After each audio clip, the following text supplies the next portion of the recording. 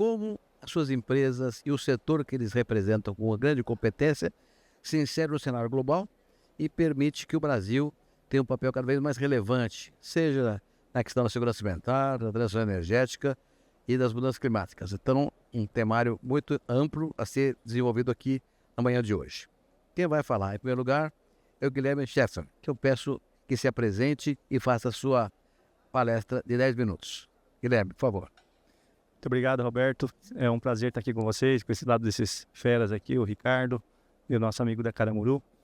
É um prazer estar aqui falando para um público diferente também, né? Não somente para o agro, mas um público diversificado da cidade também. Falar um pouco da Scheffer primeiro e depois um pouco do contexto global onde a Scheffer se insere. Hoje é uma empresa familiar, segunda geração, veio do Rio Grande do Sul, nos anos de 1980, foram para o Mato Grosso. Começamos ali com 40 hectares no Paraná. A família tinha 7 pessoas, 7 irmãos, meus pais. Mudaram para o Mato Grosso em busca de algo maior, um desafio, uma possibilidade de crescimento. Naqueles anos foram difíceis, foram para Sapezal depois. E aí começamos a plantar soja, milho e fomos os primeiros produtores a plantar algodão na região norte do Mato Grosso, ali em Sapezal.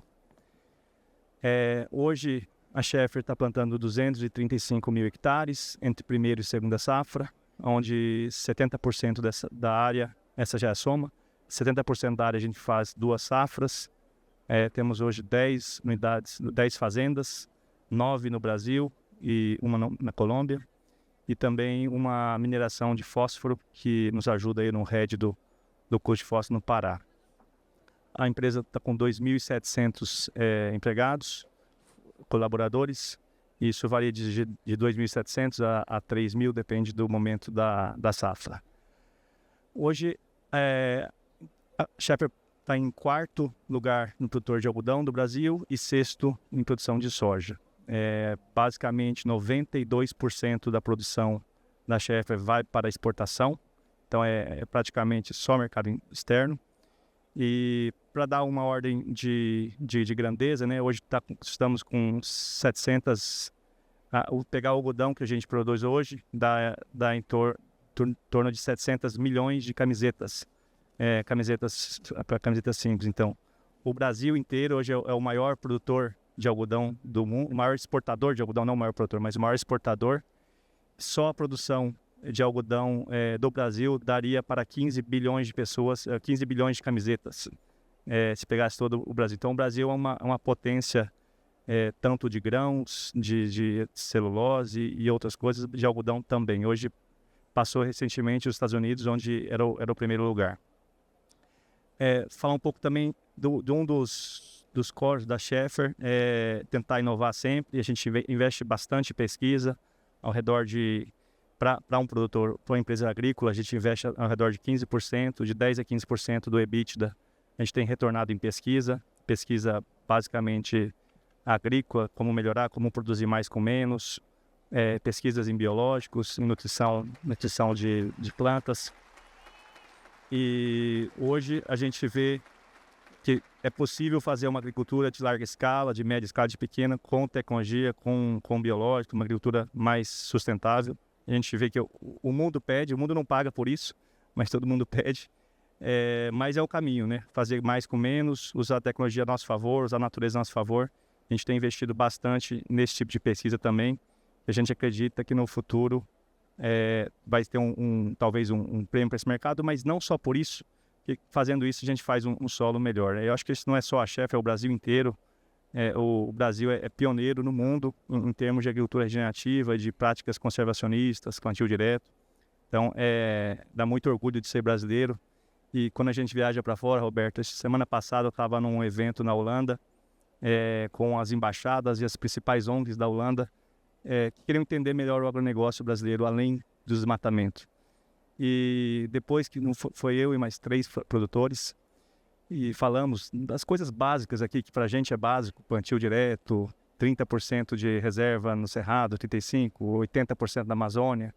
Tudo isso, esse pacote, no final da conversa, tinha alguns produtores da Holanda lá, E a resposta foi assim, eu acho, não foi uma resposta, foi um comentário do produtor holandês, assim, Guilherme, eu acho que a gente tem que falar menos e fazer mais, porque o tamanho do país que a Holanda a gente fala muito pelo que a gente faz.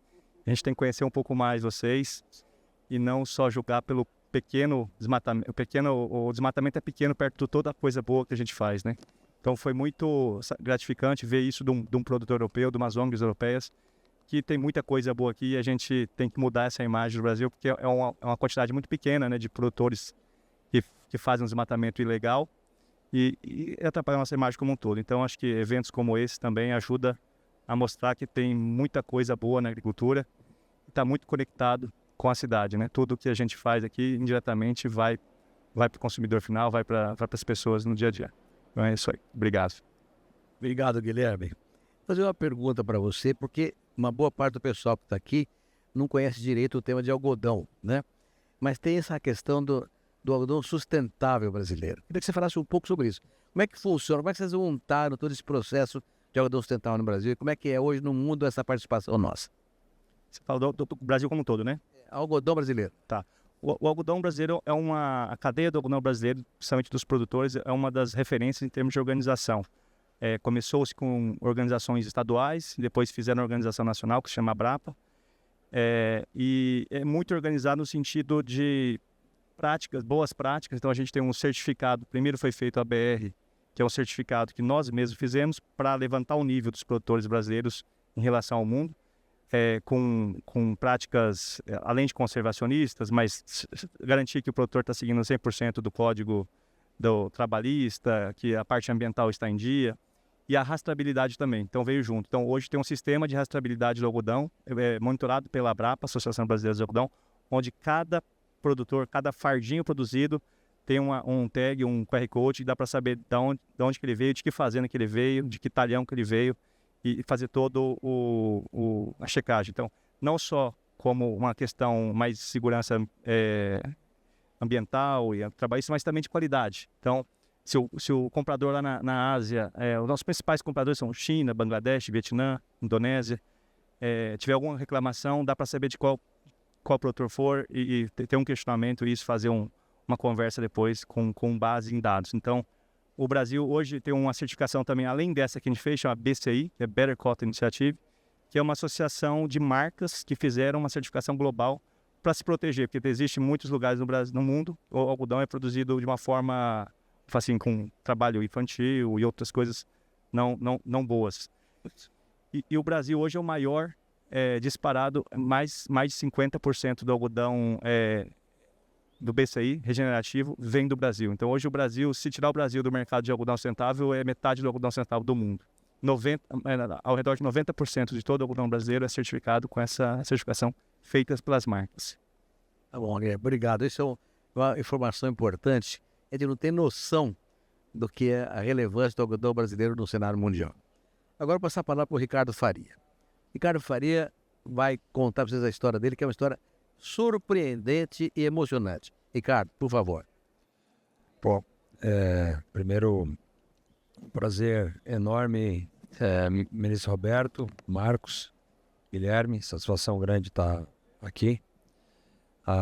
Vamos falar de duas empresas, né? Primeiro, um pouco da Insolo, da onde que a Insolo vem, o que a Insolo representa. Insolo nasce de uma ideia de plantar 10 mil hectares de cultura no centro-oeste, no Cerrado brasileiro. E a gente acaba entrando, de fato, num momento muito bom da agricultura brasileira. E a gente resolve expandir esse projeto para o Maranhão. A gente adquire uma área da Suzano. E num belo momento, o Endowment de Harvard resolve ir embora do Brasil. E aquilo que virou um projeto pessoal vira uma empresa, né, super relevante na região que atua. A Insolo é a maior empresa do Mato Piba. E a gente se acaba indo parar lá no Piauí, no sul do Piauí, Baixa Grande do Ribeiro, Ribeiro Gonçalves, Baixa Grande, Santa Filomena, e se depara com uma região maravilhosa, né, que é essa região onde não se tinha tanta experiência de como que era essa agricultura lá, uma fronteira agrícola muito mais nova do que, por exemplo, o Goiás e o Mato Grosso, uma região que começa a desenvolver a partir do ano 2000, e a gente herda, né, esse legado, né, da Universidade de Harvard. A gente herda um programa maravilhoso de diversidade, inclusão de mulheres no agro. A gente herda o que é hoje um programa enorme de biodefensivo. A gente faz mais de 200 mil hectares de aplicação de biodefensivo, né? Ou seja, uma substituição do químico pelo biológico feito dentro de casa, e pelo menos aí uns 30 mil hectares exclusivamente com biodefensivo. E a gente inicia uma área de expansão, né? Um projeto de expansão, e esse ano, né, recentemente a gente fez junto com a SLC a aquisição da Sirens, e esse ano a gente vai chegar a uma área plantada de 275 mil hectares, de novo, né, primeira e segunda safra. No Maranhão a gente faz muito pouca segunda safra, e no Piauí a gente faz uma quantidade de segunda safra muito grande. A gente inicia esse ano um projeto de irrigação para fazer uma segunda safra de algodão. Diferente do Mato Grosso, que existe a condição de fazer a segunda safra naturalmente, né, pela janela de chuva ser pelo menos aí uns 20 dias maior do que a nossa no Piauí.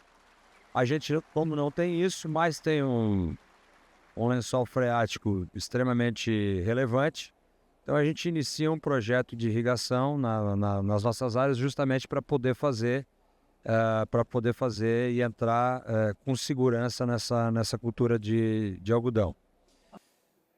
Como que a Insolo se insere em relação ao mundo? Imagina quando a gente fala no mundo dessas áreas do tamanho, imagina que 270 mil hectares vai dar aí quase 700 mil acres de terra.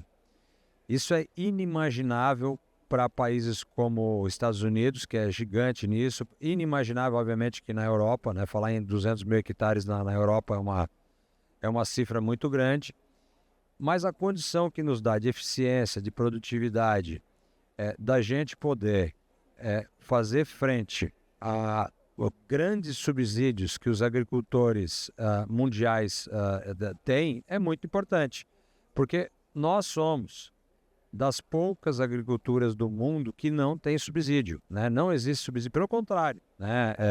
A quantidade de atrapalho, barreira, né? Toda hora o pessoal está inventando lá, não, agora só pode ser a área, né, no Mato Grosso, que foi aberta até antes de 2008. Agora vai ter uma área de 2021, agora tem a moratória do Cerrado, ou seja, as 8 maiores tradings, né, através de um acordão, decidiram, né, que mesmo que houver uma supressão legal no Brasil, não se pode mais fazer a exploração disso, pelo menos para exportação. Então, o Brasil é alvo de uma campanha maluca, irracional do mundo, em detrimento daquilo que a gente sabe fazer muito bem, que é agricultura de qualidade e agricultura sustentável.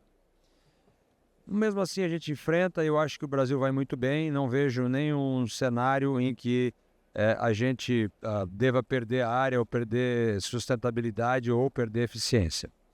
E o outro caso nosso, e como que a gente se insere no mundo em relação a isso, é da Global Eggs. Difícil, né, Roberto, competir ali com os governadores. Vamos embora aqui, né?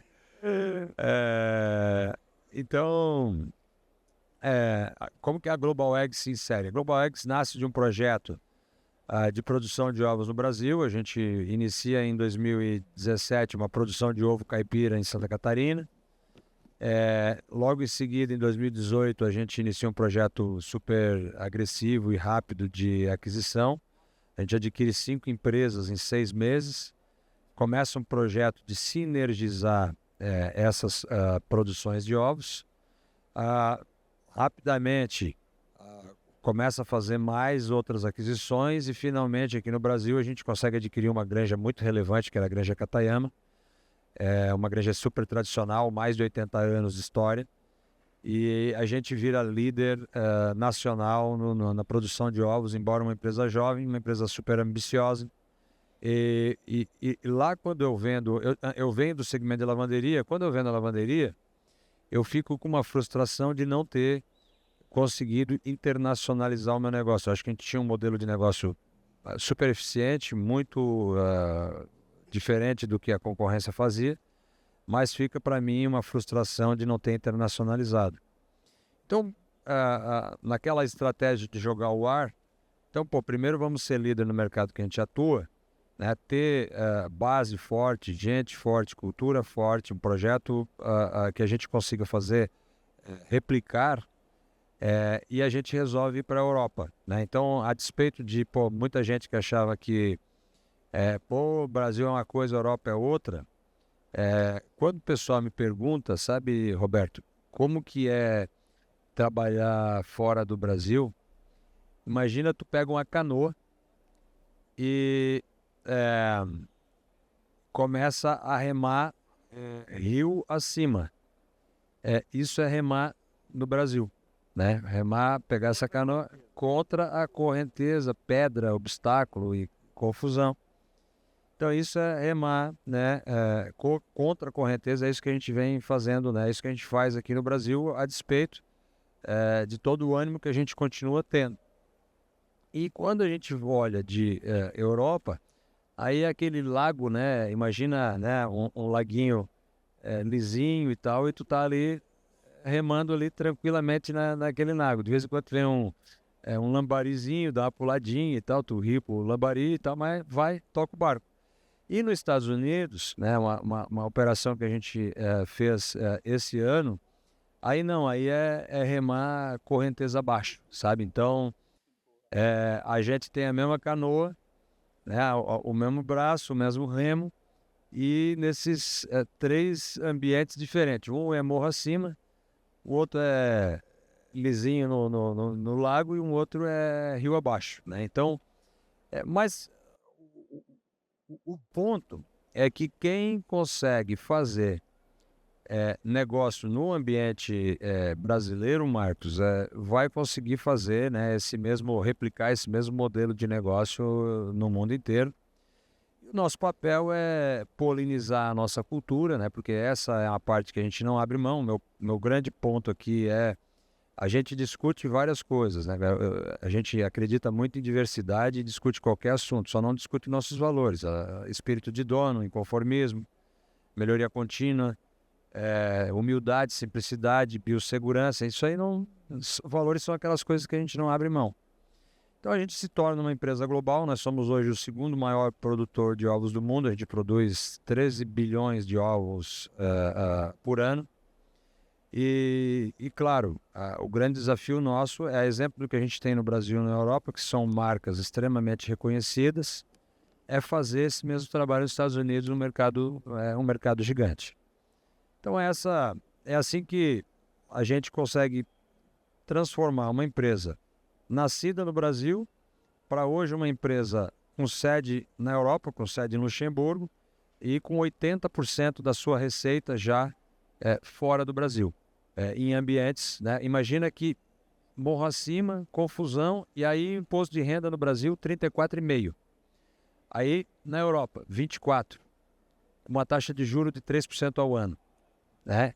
Estados Unidos 21%, com uma taxa de juros de 5% ao ano, né? Então aqui a gente paga 34,5% com uma taxa de juros de 16%, 17% ao ano, né? Então essa é a minha visão, experiência.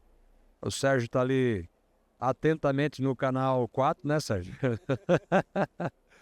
Então essa é um pouco da minha vivência em relação de mundo.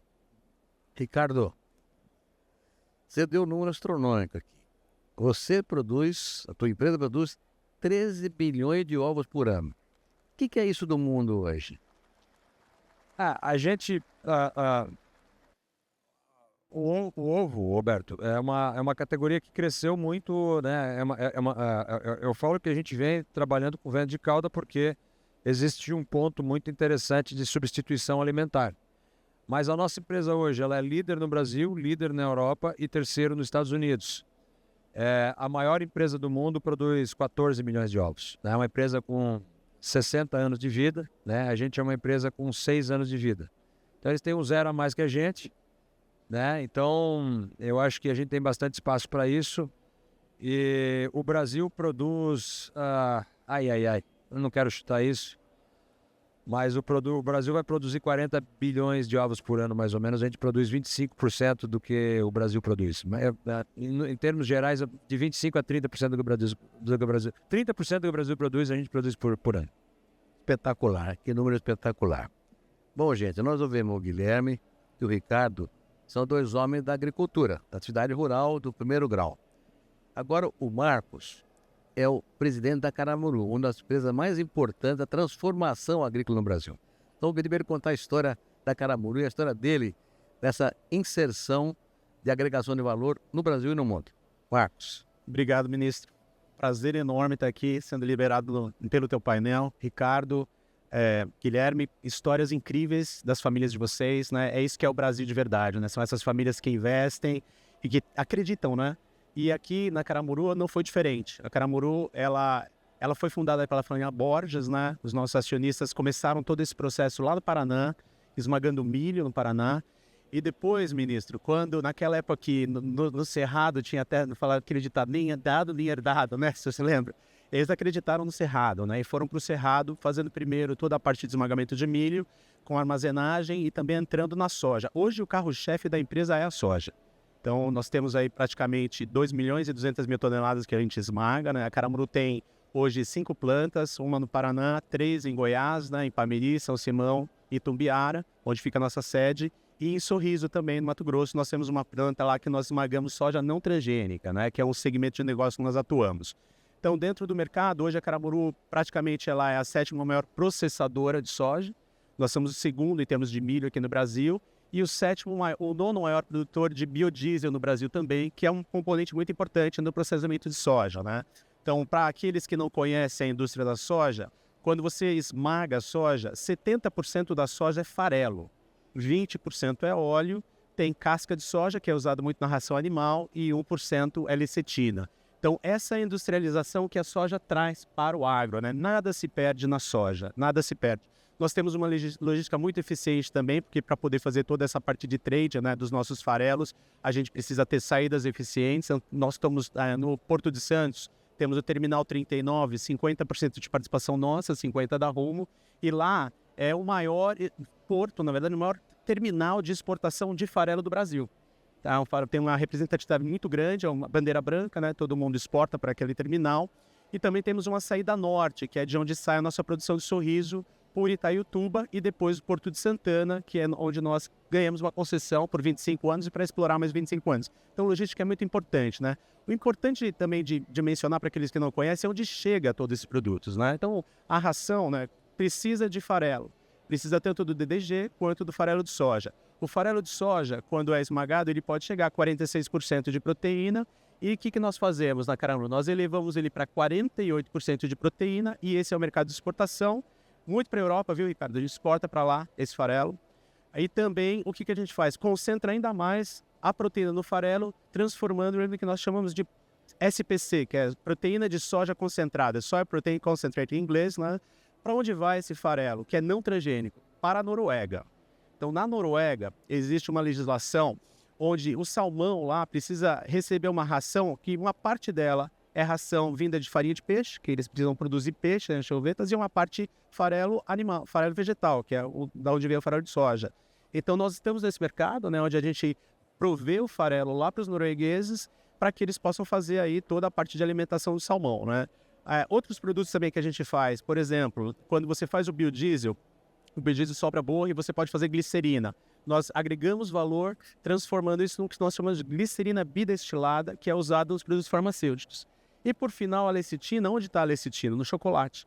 Então lá na Europa, quando você estiver lá, Ricardo, se você estiver comendo salmão, pode ter farelo de soja brasileiro. Quando você estiver lá comendo chocolate da Lindt, da Ferrero Rocher, que nós exportamos para eles também, tem lecitina de soja brasileira lá também, né? E aí na Colgate também, nos produtos farmacêuticos, tem lecitina de soja. Então a soja no Brasil, ela chega em lugares incríveis, né? Porque tudo é aproveitado dentro da soja. E é isso que nós fazemos na Caramuru, né? E fora isso, também temos uma importância muito grande do biodiesel. Então hoje, a Caramuru tem uma receita de 7,5 bi, mais ou menos, uns 35%, 40% disso vem do biodiesel. O biodiesel é muito importante, né? Bem de frente o microfone. O biodiesel é bastante importante para a gente, né, nesse processo também.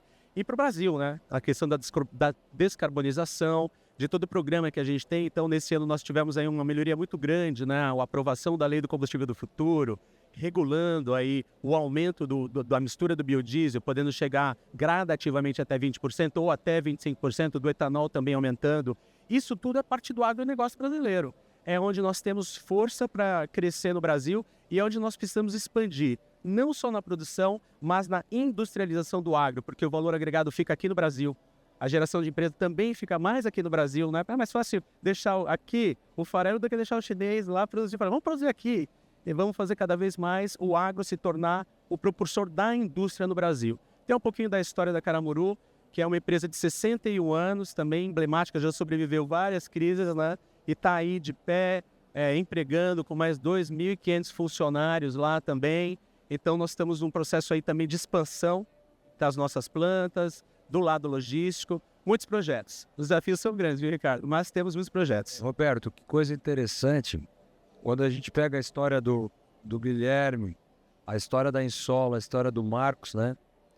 Todo mundo pensando aqui em sustentabilidade, em fazer produtos com menos dependências de químico.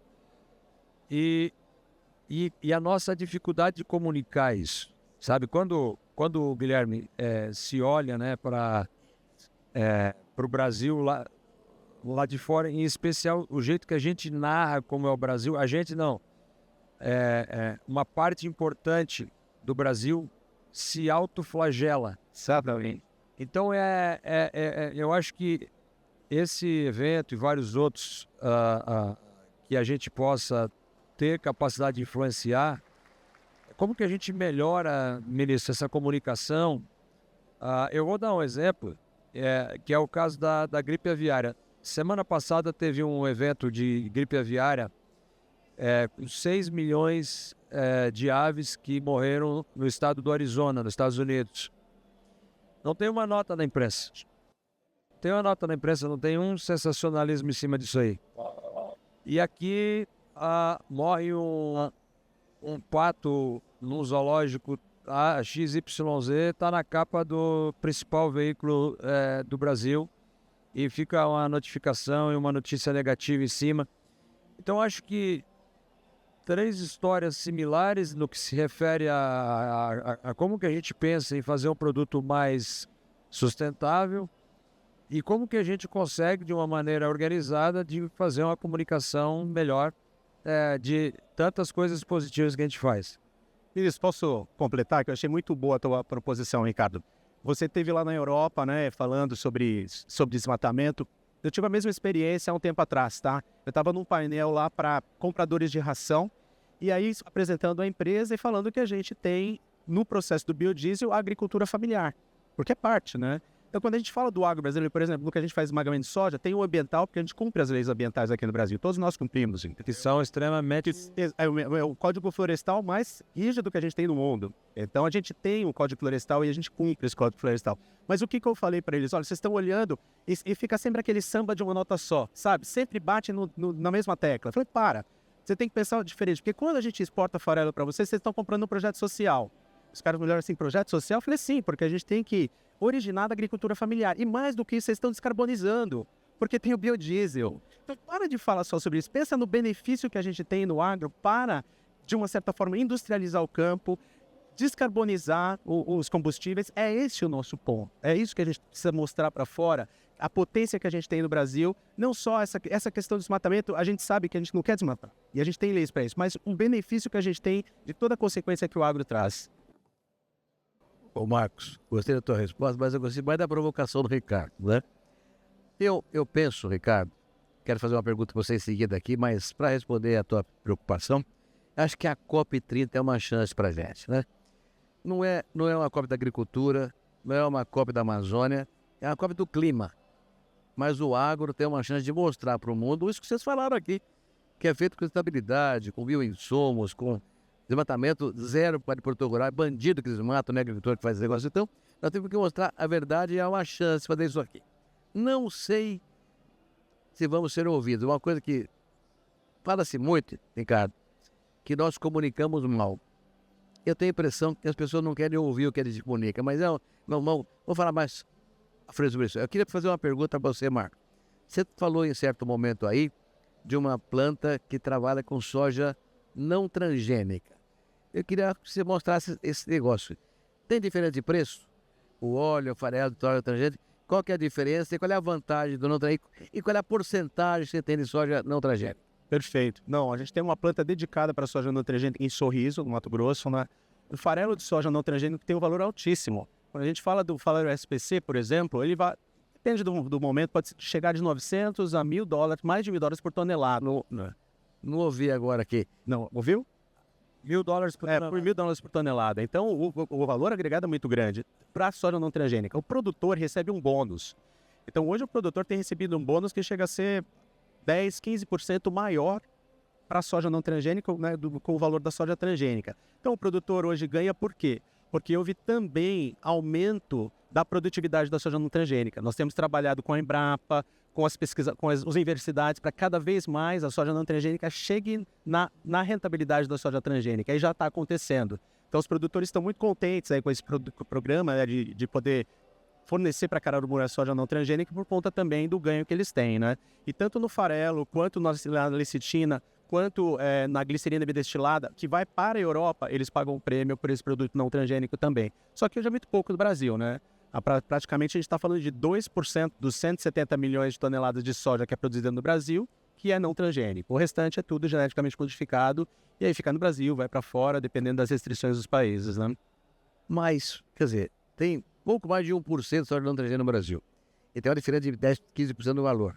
Pergunto, tem mercado para crescer o não transgênico muito mais do que isso? O mercado do não transgênico, ministro, ele é destinado principalmente para a Europa. Então, se a Europa cresce, cresce demanda, cresce o mercado. O salmão tem aumentado o consumo, né, mas é um valor muito pequeno ainda, né? Então, depende muito da relação de crescimento da própria Europa, que é o lugar onde eles ainda preservam a não transgenia, né? Estados Unidos, China, eles não têm problema com a transgenia, mas na Europa ainda se tem essa legislação. Então, nosso crescimento depende do crescimento da Europa, tá? Bom, fazer um comentário aqui agora, antes do tema da comunicação, Ricardo. Mas você, Guilherme, com sua família, seu trabalho, você, Ricardo, e também a Caramuru, aqui representada pelo Marcos, fizeram a opção pelo Cerrado, né? Eu sou de um tempo, o Marcos já citou isso, que fala, Cerrado, Deus me livre, nem dado e nem herdado. E o Cerrado se transformou no Maracanã, onde vai ser jogada a partida final da Copa do Mundo de Alimentação, né? E vocês três optaram pelo Cerrado, 3 instituições. Vou fazer uma pergunta para os 3. Obviamente, o processo todo deu certo por causa da tecnologia, ciência. Então, isso que eu queria saber. Da onde vocês buscaram a tecnologia para tocar o Cerrado para frente? Guilherme, primeiro. Eu acho que assim, primeiramente, Roberto, não sei se foi uma escolha ou foi o que sobrou. Porque como a gente não tinha quase dinheiro, o Cerrado era barato. Porque as terras boas do Mato Grosso ou outros lugares, os paulistas com dinheiro compravam tudo. E os gauchadas foram todos no Cerrado, que era mais fraco. Assim, Mato Grosso mais ou menos é isso. Mineiro, paulista, compra as terras roxas, que é pouca coisa. E sobrou o Cerrado para os gaúchos. E paranaenses, sulistas aí, catarinenses também. Acho que a tecnologia foi sim, fundamental, começando com a Embrapa lá no começo, né? Principalmente com questões de calcário, que é algo pouco conhecido no mundo há 40 anos atrás. E depois eu acho que muito com genética também. Então, genética de semente, começou com o Embrapa e tal, mas eu acho que as fundações, a PMG da vida, as fundações privadas, onde grupos de produtores se reuniram e buscaram soluções para doenças de solo, para variedades mais precoces, variedades que aguentam mais a chuva na colheita. Então, eu acho que a Embrapa teve o papel fundamental de ser o motor, o propulsor no início, mas eu acho que depois foi o investimento privado que fez. A Embrapa fez produzir 50 sacos por hectare lá, 45 no começo, onde produzia 30. Depois veio a iniciativa privada com dinheiro privado e saltou para 60, 65, 70. Hoje está em 90, 80 nos recordes, né? Então, eu acho que é um mix dos dois, genética, solo. Eu acho, ministro, que a gente está só no começo, na minha opinião, de uma segunda revolução de nutrição de planta. Eu acho que a gente tem olhado muito solos como produtores, né? E é a mesma coisa que analisar o prato de comida, que é bom, mas nem todo que você come chega no seu corpo por algum motivo. Então, e hoje nós mesmos temos investido bastante nisso e temos assim, descoberto coisas muito importantes, onde você fazer bem mais com menos, porque para cada genética tem uma capacidade de absorção diferente. Você falou que está descobrindo coisas importantes. Isso. Consciência de fora ou vocês mesmos estão levantando essas questões importantes? Acho que é um mix. Os dados são nossos, né? Os dados internos. A gente está analisando plantas, por exemplo, um projeto que a gente tem, 10% da área da Schaeffer, a gente analisa semanalmente as plantas. Pega uma coleta da planta e vê como é que está o sangue dela, a seiva. E isso a gente consegue fazer uma adubação que vai servir para ela mesmo. Quando você analisa tecido, já é tarde, já perdeu. Então é tipo o sangue. A tecnologia para tratar essa informação é um pouco de conhecimento geral já de fisiologia de planta. Eu acho que aí o IA está entrando muito bem. A gente tem visto, o próprio ChatGPT aplicado a esse conhecimento, está dando umas respostas que os agrônomos não conseguem. Que a capacidade é muita informação, né? São 30 nutrientes por semana em duas partes da planta, cada um variando de 0 a 1000 ppm. Então, assim, é muita informação para a gente ser humanamente possível extrair dados. Mas eu acho que a gente vai ter uma mudança nos próximos 10 anos de produtividade e custo muito, muito boa, positiva, assim, tanto para o produtor, para o meio ambiente, para todo mundo. É interessante. Ricardo, eu repito a pergunta para você também na questão tecnológica do tema Cerrado, mas eu quero agregar uma questão especial para você, específica para você. Essa produção gigantesca de ovos que você tem no mundo inteiro, Estados Unidos, Europa e no Brasil, exige uma gestão monumental. Como é que funciona isso? Até para não perder a brincadeira da primeira, né? Eu fui parar no Cerrado porque é o que tinha também, porque senão eu queria aqui do lado de casa, né? Então, foi a mesma coisa. Agora, em relação a isso, o nosso grande... Acho que uma grande diferença que a gente criou como cultura é a execução. Eu vou dividir aqui rapidamente em 6 coisas que eu acho que são importantes. Primeira, a cultura. A cultura eu acho que é uma coisa fundamental numa companhia. Os valores, a missão, a visão que essa empresa tem. O segundo é a estratégia. Qual é a estratégia que a gente vai utilizar para chegar lá na frente como uma empresa rentável, crescendo e sustentável? O terceiro é a estrutura. A estrutura, qual é a estrutura que a gente vai usar? A estrutura mais complexa, menos complexa, quem que vai participar disso, quais são as áreas de apoio, quais as áreas de frente. E o quarto é a execução. E aí aqui eu vou desenhar uma empresa que tenha a melhor estratégia do mundo, mas não tem execução. Ela vai fazer isso aqui. Não tem jeito. Ela tem a estratégia, mas ela não tem execução. Ela vai sucumbir. Uma empresa que não tem execução... uma empresa que não tem estratégia, mas não tem execução. A curva é assim. Porque ela não tem estratégia, mas ela tem muita execução e ela vai achar a estratégia certa lá na frente, mesmo que seja por tentativa e erro. Agora, uma empresa que tem, claro, a estratégia e tem a execução, essa vai crescer mais rápido e vai conseguir fazer o negócio mais rápido. Agora, a execução é o motor do sucesso. Não existe sucesso sem execução. E aí eu vou adicionar 2 pontos secundários. a primeira, ou o quinto, é a capacidade de atrair talento, né? Então a empresa precisa ser bem falada, precisa ser desejada, de modo, por exemplo, dentro da nossa empresa, a gente anualmente recebe 5 meninos do ITA, né, para fazer estágio, formados, para ser trainee e tal, e desses 5 a gente aproveita 2. Então, por que o menino do ITA quer ir para lá e não quer ir para outro lugar? Porque a empresa é desejada, né? A empresa tem oportunidade, a pessoa sabe que, poxa, se eu quiser ir para morar nos Estados Unidos eu posso, se eu quiser ir morar na Europa eu posso, se eu quiser fazer uma área e trabalhar na área comercial, na área de operação, na área de tecnologia, então a empresa tem que ser, finanças, tem que ser desejada. E o sexto ponto, né, que também eu vejo como um ponto secundário, mas muito importante, é a capacidade que aquela cultura está aberta a fazer fusão e aquisição. Imagina que a gente, ao longo de 6 anos de história nessa área de ovo comercial, a gente já adquiriu mais de 20 empresas, cada uma com uma cultura diferente, com uma cabeça diferente, então a gente tem que ser uma cultura aberta a trazer gente nova, porque não imagina que a gente vai para a Espanha, para os Estados Unidos, nós vamos levar 400 brasileiros, nem pode. Vai levar 3, 4, né, para ajudar aí a difusão disso. Então a gente em uma cultura aberta a isso. Mas a mãe disso tudo, para frisar, é a nossa capacidade de execução.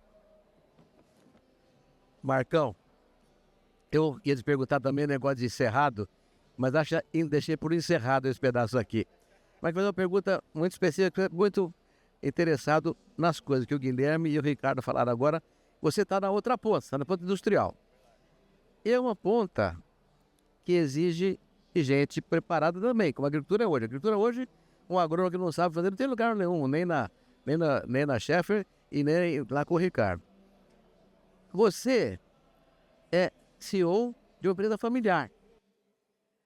Isso é uma coisa interessantíssima que está melhorando no Brasil hoje. Queria perguntar o seguinte: para um jovem que sai da universidade, um engenheiro, um agrônomo, um economista, como é que é o cenário hoje, trabalhar na empresa brasileira de agricultura de caráter familiar? Não, perfeito. Eu acho que o agro é o lugar que ele tem que estar pensando em estar, porque é onde vai crescer. Então, quando a gente pensa numa empresa familiar, o senhor mencionou, né? Eu estou como presidente da empresa. Na Caramuru, nós temos um conselho, nós temos o Dr. Gustavo Weller, por exemplo, é presidente do nosso conselho, o Plínio é presidente, está no nosso conselho. Nós temos aí bastante pessoas, né, de renome e os acionistas. Então, a empresa está com uma governança boa, uma empresa que está totalmente preparada. Nós temos operações no mercado de capitais também, operações de CRAS, né? Não temos ações listadas, mas temos o mercado de capitais nos ajudando aí também nas operações, né? Então, hoje a gente tem uma atratividade muito grande. Até pegando o gancho do Ricardo, a gente tem um programa de trainee lá também para a área industrial, né, que é a nossa principal área. Se a gente pensar, nós somos esmagadores, nossa área industrial é o coração ali da onde a gente esmaga e produz, né? Esse programa de trainee, a gente consegue hoje ter estudantes vindo de diversas universidades, Rio Grande do Sul, até de uma parte tem gente lá, entendeu? Pará, até da região do Cerrado também. Mas isso faz com que os jovens possam ver que existe sim uma possibilidade, né, de sair da sua cidade e trabalhar. E quando você pega ali Sinop, Sorriso, bom, lá o que tem de gente de outros lugares trabalhando ali, de universidades do Brasil inteiro. Por quê? Porque é onde cresce. Porque é onde o Brasil cresce de verdade, né? A taxa de crescimento do Brasil é uma, a taxa de crescimento do Mato Grosso, de Goiás é outra, porque tem muito investimento acontecendo ali, né? Na parte industrial também, pegando um pouco do gancho tecnológico, a gente tem bastante investimento. Então hoje, por exemplo, na Caramuru, a gente teve uma inovação no passado, onde a gente consegue fazer etanol do melaço de soja. Foi um investimento que nós fizemos há alguns anos atrás, né? Onde, o que nós fazíamos? Nós lavávamos um farelo Hyper, que é de 48, com etanol mesmo, para concentrar a proteína para 62% e sobrava o quê? Melaço. O que a gente faz com esse melaço? Vende, é um produto. Mas o que a gente pode fazer para melhorar o valor agregado desse melaço? Fermentar e produzir etanol. E a gente está fazendo isso lá em Sorriso. Então isso é muito importante, porque tem a ponta da agricultura que está desenvolvendo muito, mas tem a ponta do agroindústria que está desenvolvendo muito também, com novos produtos, com agregação de valor. Isso é junto, né? É por isso que o PIB do Brasil depende, 1/4 do PIB é o agro, e vai ser mais, cada vez mais, porque está acontecendo essa revolução. Eu brinco que tem que ter a revolução industrial no Brasil, a indústria 5.0 só vai acontecer quando o agro industrializar mais. Porque a gente não é bom de fazer chip. Carro deixa os alemães fazerem. O que a gente é bom? A gente é bom na agricultura. E a indústria tem que vir junto. O incentivo tem que vir junto na agricultura. Porque quando a gente industrializa mais a agricultura, a indústria brasileira sobe junto, cresce junto, entendeu? E tem muita tecnologia acontecendo nisso também, né? Então acho que é um pouco da nossa história lá. Obrigado, Marcos. Agora, nós estamos com 3 minutos só. Vou pedir... O Marcos já deu o testemunho que eu queria sobre esse horizonte do Brasil lá fora. Ricardo, fala um pouco sobre isso. 1 minuto. E o Guilhermão encerra sobre o horizonte seu para a agricultura brasileira no mundo. Não tenho dúvida que a nossa agricultura é o grande equilíbrio de suprimento do mundo e se a gente for analisar quanto que a gente vai crescer ainda nos próximos 10 anos, a gente está só, eu concordo com o ponto do Guilherme, que a gente está só engatinhando. Nós somos a agricultura mais sustentável, mais produtiva e com mais responsabilidade socioambiental. E eu falo sócio porque poucas pessoas têm noção de quando a gente vai montar a fazenda lá no interior do Maranhão, lá no interior do Piauí, a quantidade de gente que a gente tira da miséria. A nossa rotatividade, o Brasil passa um apagão gigantesco de mão de obra na metade sul, sudeste, sul, centro-oeste, sudeste, sul, mas a quantidade de pessoas que a gente traz, incluindo na metade norte, através dessa agricultura, é uma coisa impressionante. E isso é sustentabilidade socioambiental, sem sombra de dúvida. Então eu vejo que o nosso potencial em relação ao mundo, apesar de rio acima, é muito grande e isso nos anima muito e a gente não vai parar de investir. Ricardo, você sublinhou ESG na agricultura. É o que você contou aí para a gente agora. Guilherme. Acho que na mesma linha do Ricardo aí, acredito que não tem como ver o mundo sem o Brasil para ser um grande fornecedor. Já é um grande fornecedor, mas um país que tem pouca guerra, né? No caso não tem. Então tem uma estabilidade para ser um fornecedor de fibras e comida para o mundo inteiro. Eu acho que tem 2 pontos que estão acontecendo assim muito relevantes, que estão impactando o agro como um todo. Os biocombustíveis, o etanol, em especial nos últimos 5 anos, 7 anos, o etanol de milho tem feito e vai fazer cada vez mais uma revolução. Então, cada vez mais a gente vai transportar menos milho, mais álcool, mais DDG, mais produto, o valor agregado. E isso vai deixar mais dinheiro na ponta. Então, a geração de riqueza vai ficar cada vez maior nos polos agroindustriais, né? Onde tem fazenda e tem agroindústria. Na parte da nutrição, acho que cada vez mais vamos focar. Hoje a gente foca muito em produção por hectare. Acho que questão de tempo a gente vai começar a focar mais em nutriente por hectare. É um passo mais longo, mas eu acho que é o caminho. E eu acho que temos todas as ferramentas aí para construir e consolidar cada vez mais como o Brasil sendo um celeiro seguro, né, de fornecimento de comida para o mundo aí. Esse conceito por hectare a cana fez lá atrás com a sacarose, né? Tem que fazer com o resto da agricultura brasileira também. Bom. Roberto, só eu esqueci de falar um ponto. Eu acho que assim, a gente também tem que parar ou falar com o público, né? Essa questão de agregação de valor que o Ricardo falou, o Marcos falou do chip, né? Que o que a gente faz não tem agregação de valor. Se hoje você pegar um carro popular, você pegar o mesmo peso em café, o peso em café vale mais que o carro. Então, um carro simples aí de uns 80 mil reais, vamos falar assim. Você pega o mesmo peso, o café hoje, que hoje está alto. Mas só para dar um exemplo, né? Que o peso em café hoje vale mais que um carro. Então, olha a agregação de valor que tem, né, no produto, né? Com um adicional, né? Uma agregação nesse processo aí. A ciência que tem num grão de café, num grão de soja, num grão de algodão, é mais do que um computador de bordo do carro. Bom, Guilherme, Ricardo, Marcos, muito obrigado. Agradeço também aqui ao Plínio e à Datago por essa oportunidade. Nós concorremos com o governador, não deu certo. mas tenha certeza que quem nos ouviu ficou contente. Muito obrigado a vocês, obrigado a todos. O orgulho de ser brasileiro está em quadra. Vamos juntos fazer história. Ponto a ponto.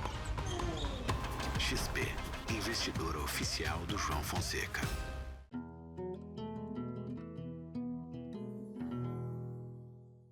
AgriConnection. Ative a rede que vai transformar o agro.